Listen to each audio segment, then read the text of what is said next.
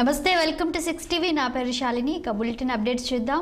సూర్యాపేట జిల్లా కేంద్రంలోని Jangaon cross road వద్ద ఉన్న హెచ్పీ బంక్లో డీజిల్ పెట్రోల్కు బదులుగా నీళ్లు కలుపుతున్నారు.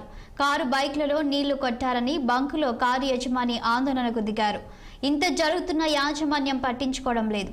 ఇటీవల తన బైక్లో కొట్టిన పెట్రోల్లో నీళ్లు వచ్చాయని సూర్యాపేట రూరల్ పోలీస్ స్టేషన్లో బాధితుడు ఫిర్యాదు చేశాడు. అధికారులు బంకును తనిఖీ చేసి సీజ్ చేయాలని బాధితులు డిమాండ్ చేస్తున్నారు.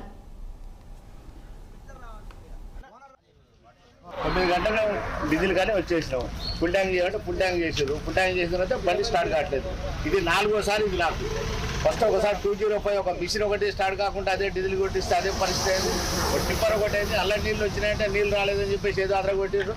మళ్ళీ 2వసారి అదర కొట్టారు. 3వసారికి ఇది ప్రజెంట్ ఇప్పుడు ఇక్కడ కనపడుతుంది. ఇక్కడ ఓరాజుగా డీజిల్ తీసుకొచ్చి మన డ్రమ్లో తీసుకొచ్చి ఇక్కడ పెట్టిపోయినా నేను.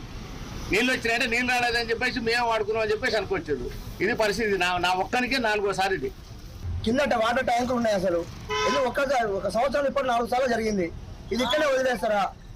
అధికారులు రెస్పాన్స్ అవుతారా కారా? అంతే. బంకు సీజ్ ఇప్పటి వరకు నడపొద్దు, సీజ్ చేయాలంతే. ఏది ఎలా అంటే ఇప్పటికి వాటర్ ట్యాంక్ మామూలుగా బండ మీద కొట్టించుకున్నా వాటర్ బాటిల్ పట్టిస్తే పెట్రోల్ ఎట్లా తెల్లగా తెల్లగానే ఉంటుంది అని చెప్తారు. వర్కర్లు ఓనర్ ప్రభావం కాదు, వర్కర్ల ప్రభావం లేదు, ఏ పాత్ర లేదు. ఓనర్ కూడా ఏం చేయలేడు. వీళ్ళ మొత్తం లోపల అండర్ గ్రౌండ్ వర్క్ నడుస్తూనే ఉంది వాళ్ళకి. ఎనీ టైం ట్యాంక్ నెలకు 2 సార్లు దీన్ని ఎందుకు వస్తారు? అన్ని ప్యాచెస్ చూడండి. ఇక్కడ ఎక్కడ చూసినా ప్యాచ్లే. 4-5 సార్లు రోజు నెలకు ఒకసారి ఇక్కడ కోసుడు, వాళ్ళ లోపలికి ఏదో ఒకటి నింపుడు, పది కొట్టుడే. ఇలా తెలిసింది. రోజుకి కొన్ని వేల లీటర్లు పోయించుకున్నాం. టిప్పర్లు ఉన్నాయి, మాకు జేసీబీలు ఉన్నాయి, డోజర్లు ఉన్నాయి. ఈడగా జరిగిందంటే ఇంకా అమాయకుల ప్రజలకు ఎంతమందికి అన్యాయం జరగట్లేదు.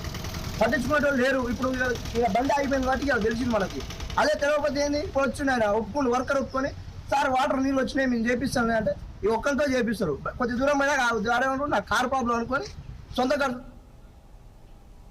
సిద్దిపేట జిల్లా గజ్వెల్ పట్టణంలో 2వ వార్డులో